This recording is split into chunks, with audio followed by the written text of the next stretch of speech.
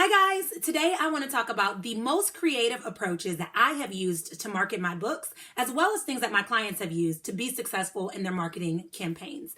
Now, obviously, there is some unwritten rule that you should be marketing your book, talking about your book, and being consistent with your marketing even after you publish and for several years. So I'm not going to go into those specific details, but I do want to just do a quick reminder that you should be consistently marketing your book.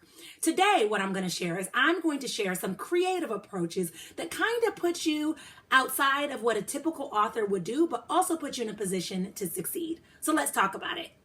The first creative approach to marketing is to maximize using social media. The neat thing about social media, or really anything online, is that you have an opportunity to reach people all over the world. And so there's two different ways that you can market your book online that I really like.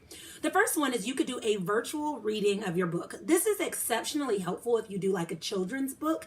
So you could say like, hey guys, I'm going to go live at 7:00 p.m. tonight. Join me. And then people can log on and hear you read your story. And then if they bring their children will feel empowered by it. They'll like the pictures, they'll like the storyline, and they may ask their parents to buy it. If not, there may be grandparents or aunts or uncles or parents that are joining that feel inspired to purchase their book for their children.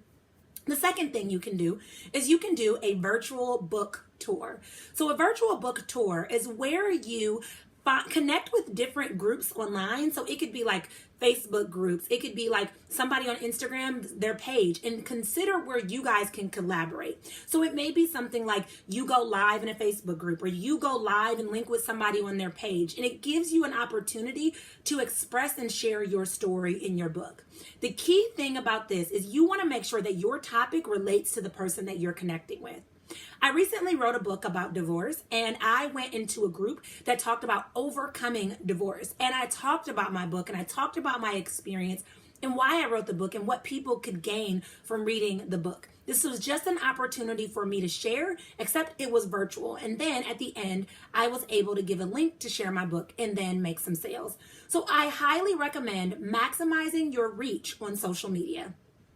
The second thing that I want to tell you is a great email strategy. It's something really minor, and it's not like, right in someone's face, but it's a great marketing strategy. On your signature line on Gmail or Yahoo or whatever email service you use, you can put a link for your book. This is a great way for people to find out about your book. It can be a total stranger. It could be your insurance agent. It could be your family member or your friend. But if you link your books below your signature line, it gives you an opportunity, again, to be seen more regularly. Another strategy to be creative with your marketing is take advantage of podcasting and YouTube. The truth is, people want to see content from you. When people are learning who you are as a writer, the first thing they want to see is how many other places have you written before? How many other stories or blogs or features have you had? And so it's important that you take advantage of this. If you have your own podcast or you have your own YouTube channel, I say talk about your book on there as regularly as possible and figure out ways that you can tie in concepts, topics, videos, or podcasts and relate them to your book so that it seems normal or like an easy transition to tie your book into it. If you don't have a podcast or YouTube, start one.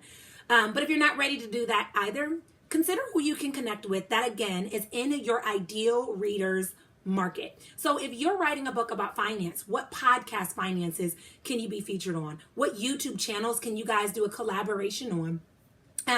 If you're writing a book about healing after divorce, what different relationship podcasts can you join? It's important that you understand where your ideal reader is and find different podcasts or YouTube channels or blogs that they read and find ways that you can have opportunities to be featured. Because remember, with every feature, you're putting your face in front of a brand new audience and having an opportunity for your voice to be heard.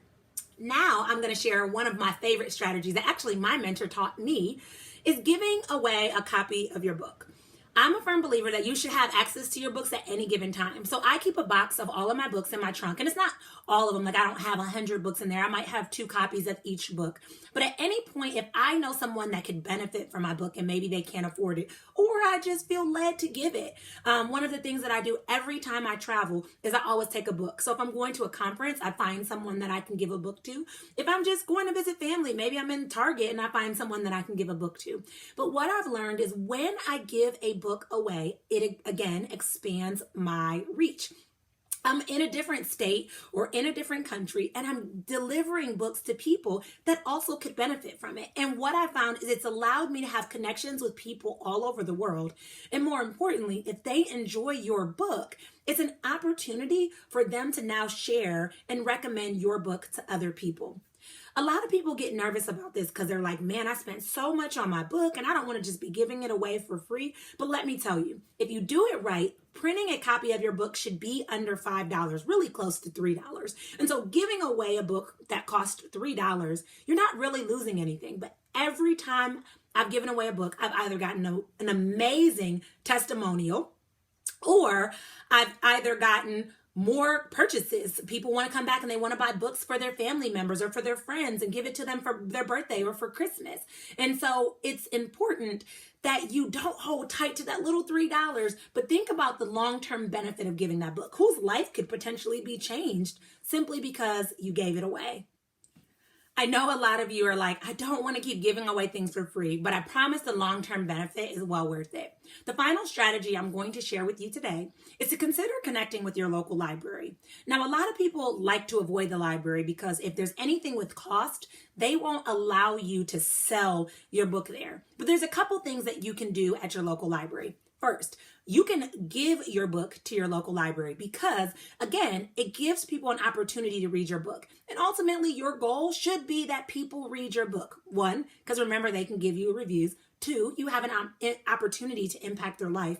And 3, as you continue to create more content, if you're an author they like, they're going to be looking for that. So if you have subsequent titles following after that, that's a wonderful benefit. The second thing that you can do for local libraries is you can offer opportunities to be in different raffles. So how can your book be given in a raffle? I know you're like, why should you want me to give my book away? I put in this work. But remember, the long-term benefit far outweighs what you're doing in the here and the now. And then the final thing is, if you have a book in the local library, people have heard about it, they're telling people about it, and your name is starting to get out, you can offer to go to speaking hours. They often have speakers or authors come to the library. And let me say, there's no better place for you to market your book or to be seen as a speaker than the library, because you know that people that are there are already interested in reading. And if you open up and you share your voice and you share more about your story, you share more about your book, now you have increased your opportunity to be heard. Now understand, I gave you guys a ton of strategies and I probably could think of a million more, but those are the most creative approaches that I found to marketing. Sometimes it can be challenging if you're an introvert. Sometimes it can be challenging because you're stepping into unknown territory. Here's what I'm going to say. I gave you a lot of strategies and none of them are mandatory, but you can choose what works for you to allow you to be most successful as you continue to move forward, market your book, and prosper as a return. All right, guys, I'll chat with you later.